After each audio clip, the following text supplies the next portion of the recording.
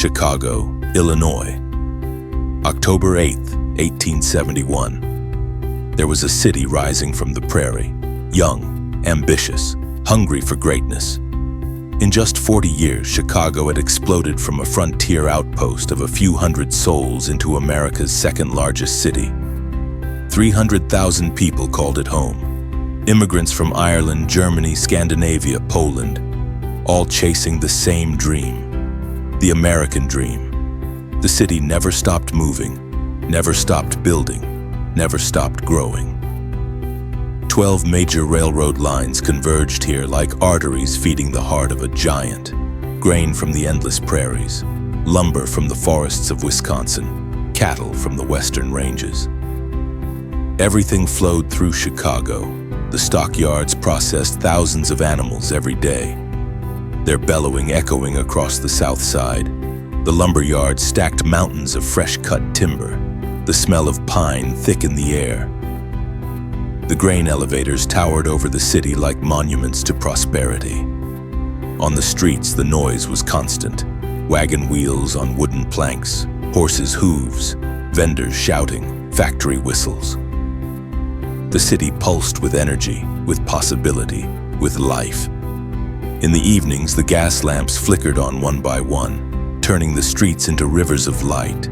Theaters filled with crowds eager for entertainment. Saloons overflowed with workers spending their wages.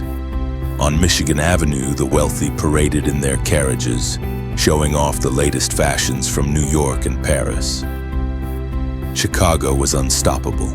Chicago was the future. But Chicago had a secret, a fatal flaw built into its very bones. The entire city was made of wood, not just the houses, everything. Wooden buildings packed so tightly together you could reach from one window and touch the next. Wooden sidewalks that stretched for miles. Wooden streets paved with pine blocks. Even the bridges spanning the Chicago River were built of timber. Miles and miles of dried wood baked by the summer sun waiting for a spark. The city was a tinderbox, and everyone knew it. For months, Chicago had suffered through drought. No rain had fallen since July. The summer had been brutally hot, the hottest anyone could remember. The ground cracked open in the heat. Wells ran dry. The Chicago River, usually a strong current, slowed to a trickle of murky water. The wooden buildings dried out like kindling left in an oven. A single match could ignite an entire block. Fire marshals warned the city council. Newspapers published urgent editorials. Insurance companies raised their rates and warned of catastrophe. But Chicago was too busy making money to stop and rebuild. There were fortunes to be earned, empires to construct, futures to secure. The warnings fell on deaf ears. On the southwest side of the city, on DeKoven Street, there stood a small barn. Unremarkable, ordinary, the kind you'd find in any working-class neighborhood. It belonged to Patrick and Catherine O'Leary, Irish immigrants who worked hard and rented out rooms to make ends meet. Patrick worked as a laborer. Catherine sold milk from their 5 cows to neighbors. That evening, October 8th, was warm and dry. The wind picked up from the southwest, the most dangerous direction. It carried with it the smell of dust and dried grass. In the O'Leary barn, 5 cows, a horse, and a calf settled in for the night. Hay was stacked in the corners. A lantern hung from a nail. Catherine O'Leary went to bed early that night. She was tired. She had no idea that her name would soon be known across America, that her barn would become the most famous barn in history. No one knows exactly how it started.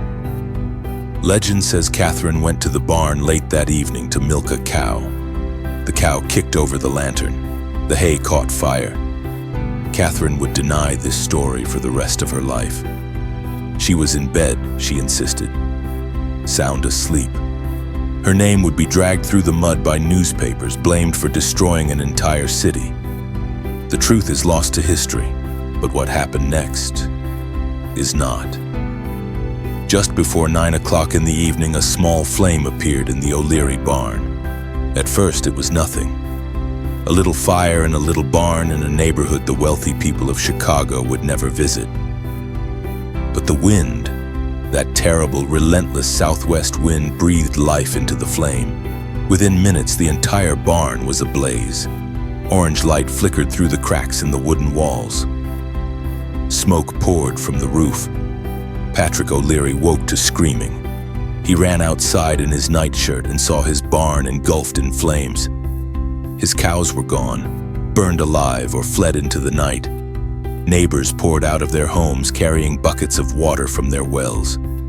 They threw the water onto the flames. It evaporated before it even touched the fire. The heat was already too intense. The fire leaped from the barn to the house next door, then to the next, then to the next. Like a living creature awakening from sleep, the fire began to feed. What no one in Chicago knew was that the fire department was exhausted. The night before, October 7th, a massive fire had destroyed 4 blocks on the west side. The firefighters had battled the blaze for 16 hours straight. Their equipment was damaged. Their horses were lame. Their water reserves were dangerously low. When the alarm came in for a fire on DeKoven Street, many of the exhausted firefighters ignored it. Another fire. They were too tired. Someone else would handle it. The fire trucks that did respond were sent to the wrong address. A watchman in the courthouse tower misidentified the location of the smoke. The firefighters drove to the wrong neighborhood, wasting precious minutes. By the time they found the O'Leary barn, it was no longer a barn fire. It was a neighborhood fire, and the wind was pushing it northeast, straight toward the heart of the city. The wooden buildings exploded one after another. The heat was so intense it created its own wind, a fire tornado that sucked in air and shot sparks high into the night sky. Those sparks flew on the wind, hundreds of feet, landing on roofs blocks away. New fires sprang up everywhere, faster than the firefighters could respond.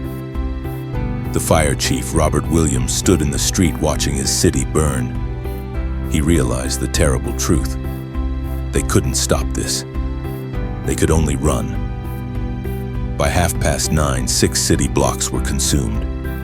The fire roared like a living beast, a sound witnesses would describe as the breathing of a dragon. In downtown Chicago, theatergoers were watching performances. Families were finishing dinner. Workers filled the saloons, drinking beer and whiskey, laughing about the week's gossip. Then someone pointed south. The entire southern sky glowed orange, not the orange of sunset, the orange of hell. People poured into the streets, staring at the glow on the horizon. Some laughed nervously. "The boys will get it under control," they said, "always do." But the glow grew brighter, closer, and now you could smell it. Smoke, burning wood, something else, something terrible. At 10 o'clock, the fire reached the Chicago River's South Branch. Rivers are supposed to be natural barriers, fire breaks. The river should have stopped the flames. But the drought had lowered the water level so much that the wooden bridges caught fire. The flames walked across the river like it wasn't even there. Now the fire entered the downtown business district. Here stood the pride of Chicago. Marble buildings, brick warehouses, stone banks. The finest architecture west of New York City. Surely these would stop the fire. Stone doesn't burn. But the fire was no longer ordinary fire. The temperature exceeded 2,000 degrees Fahrenheit. At that heat, stone doesn't just burn, it explodes. Marble facades cracked and crumbled like eggshells. Brick walls collapsed in avalanches of red dust. Iron beams meant to be fireproof melted like candles, bending and twisting into grotesque shapes. The Grand Pacific Hotel, the most luxurious hotel in the West, erupted in flames. Guests fled into the streets in their nightclothes, some still holding napkins from dinner. They grabbed what they could. A woman clutched a silver tea set. A man carried a portrait of his dead wife. A child held a toy horse. Everything else burned. The courthouse, with its massive stone columns and copper dome, caught fire. In the tower, a young man named Matthias Schaffer stood at his post, ringing the alarm bell with all his strength. The bell rang and rang and rang, warning the city even as flames climbed the stairs toward him. Matthias rang until the smoke was too thick to breathe. He rang until the heat blistered his hands. He rang until the tower began to collapse beneath him. Then the massive stone tower fell. The bell crashed down through the burning floors. The ringing stopped forever. Matthias Schaffer's body was never found. By 11 o'clock, panic gripped the city. 100,000 people were now in the streets running for their lives. Mothers carried babies wrapped in whatever they could grab. Men pulled handcarts loaded with furniture, family photos, anything they could save. Children cried for parents they'd lost in the chaos. The elderly collapsed on the sidewalks, unable to keep up. The streets were gridlocked. Carriages, wagons, horses, people all trying to flee north, away from the flames that devoured everything behind them. Some people tried to bury their valuables in their yards, hoping the fire would pass over. They dug frantically in the hard earth, placing silver and jewelry and deeds in holes, covering them with dirt. Most of these treasures would melt in the heat or be lost forever. Some refused to leave their homes. They stood on their roofs with buckets, throwing water on the sparks. Their neighbors screamed at them to run. They didn't listen. They would die in the houses they refused to abandon. Others stood frozen in the street, unable to believe what they were seeing.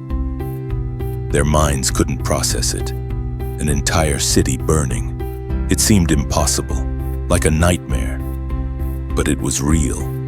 The rich and the poor ran together. In fire, there is no class, no status, no division.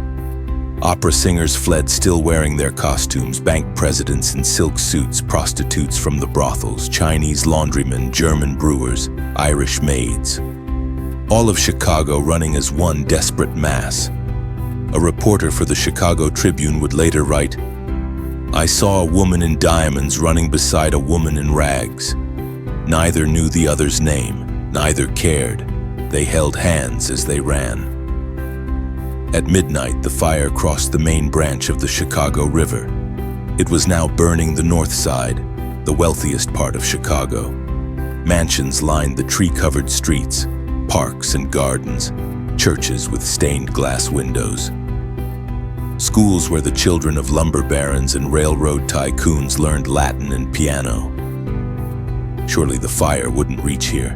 There was more space between the buildings, more stone, more water. But the fire didn't care about wealth or space or hope. Burning embers the size of a man's fist flew through the air on the wind. They landed on the roof of the gasworks. The gasworks exploded. A mushroom cloud of orange and red rose into the black sky. The explosion could be heard 20 miles away. The flash of light was visible for 50. The north side began to burn. The sun rose on Monday, October 9, 1871, but you couldn't see it. The sky was black with smoke. Ash fell like snow, thick and gray, covering the streets, the buildings, the people fleeing through them. The fire had been burning for 9 hours. It showed no sign of stopping. From a distance, Chicago looked like a vision of the apocalypse. The entire downtown was gone, reduced to smoking rubble. The south side was nothing but ash. The north side burned with flames that reached 200 feet into the air. Witnesses described it as raining fire. Burning embers flew through the air, carried on the wind, some traveling more than a mile before landing. They fell on roofs, on trees, on people's backs. Each one started a new fire. The firefighters had given up trying to fight the blaze. Their equipment was destroyed. Their horses were dead or had fled in terror. The hoses they did have went limp and useless. All they could do now was try to save people. By 8 in the morning, disaster struck again. The waterworks caught fire. This was catastrophic. The waterworks pumped all the water pressure for the entire city. Every fire hose, every fountain, every faucet depended on it. When the waterworks burned, the water pressure dropped to nothing. The few hoses still working went dry. Water dribbled out, then stopped. Chicago was now completely defenseless. On the north side, St. James Episcopal Church, where Chicago's elite gathered every Sunday to pray, burned to the ground. The stained glass windows exploded from the heat. The wooden pews turned to ash in minutes. The cross on the steeple fell into the inferno below. The Chicago Historical Society, which contained irreplaceable documents from the city's founding, went up in flames. Inside were letters from Chicago's first mayor, maps of the original settlement, photographs of the city when it was just a trading post. Among the lost treasures was the original copy of Abraham Lincoln's Emancipation Proclamation. Lincoln himself had donated it to Chicago's historical collection. It burned to ash. Thousands of people fled to Lincoln Park, the largest open space on the north side. They huddled together on the grass, watching their city disappear into smoke and flame. Families clung to each other. Children buried their faces in their mothers' dresses. Old men wept openly. Some people prayed, some screamed, some sat in silence, too shocked to make a sound. The belongings people had saved were scattered across the park. Mirrors, paintings, clocks, silver tea sets, rocking chairs. One man sat on an ornate sofa in the middle of the grass, his entire house gone, holding on to this one piece of furniture like it was the last solid thing in the world. A wealthy woman in a fur coat sat next to a factory worker in a torn shirt. A banker shared his canteen with a street sweeper. A prostitute held a crying child who'd lost her mother. In the fire, all of Chicago's divisions melted away. By noon, the fire had reached Lake Michigan. 20,000 people, maybe more, crowded onto the beaches. They stood in the shallow water, splashing themselves to stay wet as the fire raged at their backs. The heat was unbearable. Even standing in the water, people felt their skin burning. The air itself seemed to be on fire. Some waded deeper up to their waists, their chests, their necks. Children were held above the water by their parents, who stood on tiptoes to keep their heads above the surface. Old people clung to pieces of driftwood, too weak to stand for long. Some people swam out into the lake, treading water, praying the fire would pass before exhaustion dragged them under. It was October. Lake Michigan was cold. Already people's lips were turning blue. They had to choose, burn or freeze. Most chose the water. A young mother named Sarah Murphy stood waist-deep in the lake, holding her infant daughter above the waves. Her husband had been separated from her in the chaos downtown. She didn't know if he was alive or dead. She stood in that freezing water for 6 hours, her arms shaking from exhaustion, her daughter screaming from the cold, watching the city burn on the shore. When the fire finally passed, Sarah collapsed on the beach. Her daughter survived. Sarah would never learn what happened to her husband. His body was never found. By 2 o'clock in the afternoon, 3 square miles of Chicago had been destroyed. 17,500 buildings gone. The entire business district, the entire south side, the entire north side. Decades of growth, millions of dollars of construction, thousands of dreams, all reduced to ash and twisted metal. But the fire still wasn't finished. It burned through the afternoon, it burned into the evening, it burned through Monday night. For 27 hours, the fire consumed Chicago. Then just before midnight on Monday, October 9th, something changed. The wind shifted. The terrible southwest wind that had fed the flames finally turned. It began to blow from the northeast, and with it came rain. Not a heavy rain, just a light drizzle, barely enough to dampen the ground. But it was enough. The fire, exhausted after devouring an entire city, began to die. By midnight, the last flames flickered and went out. Silence fell over Chicago. The sun rose on Tuesday, October 10th. What it revealed was devastation beyond imagination. Where there had been buildings, now only rubble. Where there had been streets, now only ash. Where there had been a great American city, now only smoke and ruin. 300 people were dead. Some burned in their homes. Some trampled in the panic. Some drowned in the lake. Some simply vanished, their bodies never recovered. 100,000 people, 1/3 of the city's population, were homeless. They wandered through the ruins in a daze, searching for anything familiar. A street sign, a landmark, a piece of their former lives. Everything looked the same, just ash and debris as far as the eye could see. A man named William Ogden, one of Chicago's wealthiest citizens, stood in front of where his mansion had been. He had lost everything: his home, his office building, his warehouses. He looked at the ruins for a long moment. Then he turned to a reporter and said 6 words that would define Chicago forever. "Chicago will rise again. Watch us." Within days, tents appeared across the burned district. Temporary shelters, food stations, medical clinics. Within weeks, construction began. But this time it would be different. No more wooden buildings, stone, brick, steel. Chicago would rebuild, and it would rebuild better. The architects who came to Chicago after the fire would revolutionize American architecture. They would invent the steel-frame skyscraper here. They would create a new kind of city. Within 2 years, most of the downtown was rebuilt. Within 20 years, Chicago was larger than it had been before the fire. Within 30 years, Chicago would host the world's Columbian Exposition, the greatest World's Fair ever held. Millions came to see the White City and marvel at what had risen from the ashes. The Great Chicago Fire of 1871 destroyed a city, but it created something greater. It created a legend. The legend of a city that refused to die, a city that looked at total destruction and said, "I will rebuild." Chicago's official motto became those 2 simple words, "I will," and it did.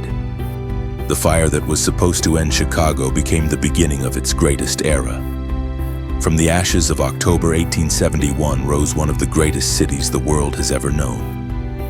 Chicago didn't just survive the fire, it conquered it.